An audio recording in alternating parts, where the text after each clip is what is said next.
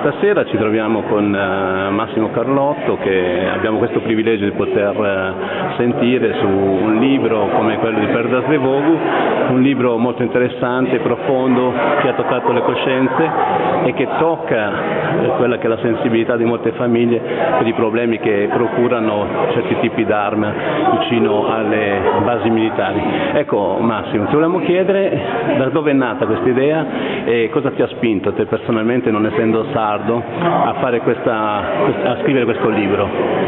Beh, non sono sardo, ma ho vissuto per 15 anni in Sardegna, continuo a frequentarla e ho un grande amore per questa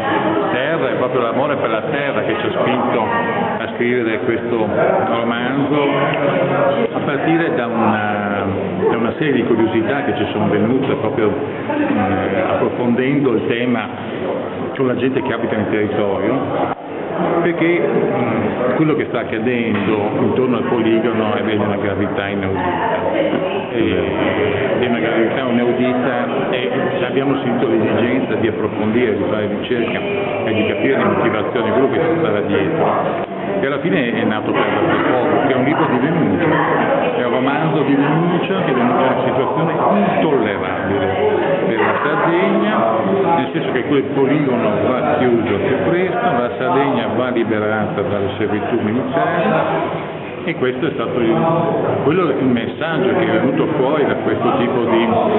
romanzo molto preciso. Noi ovviamente con la Romanzeri abbiamo ragionato sul dubbio, nel senso abbiamo seminato una serie di dubbi a partire da questa storia, perché è il compito del noir raccontare, denunciare, ma anche seminare dubbi, cioè spingere il lettore a ragionare su perché accadono certi fatti. Certo,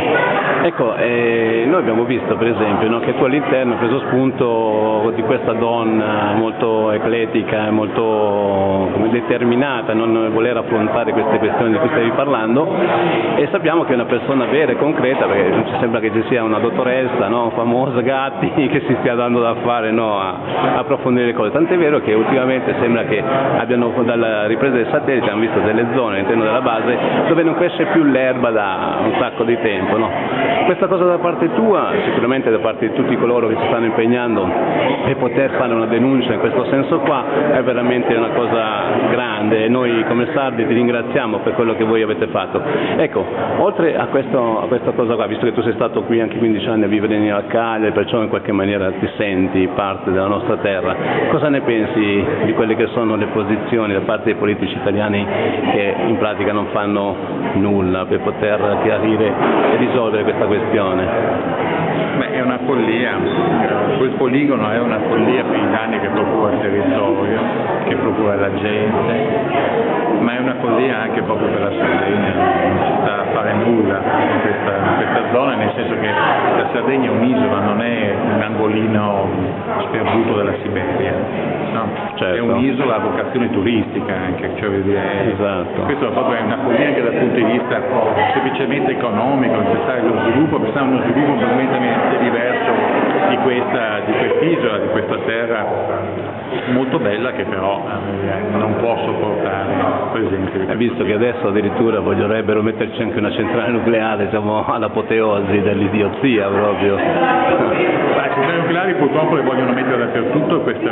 è una doppia follia, nel senso che dobbiamo assolutamente bloccare questo tipo di cose, tanto in Veneto dove abito adesso quanto in Sardegna. Il nucleare distrugge, porta a monte distruzione e nessuno sviluppo economico. Dobbiamo pensare in maniera alternativa alle fonti di energia,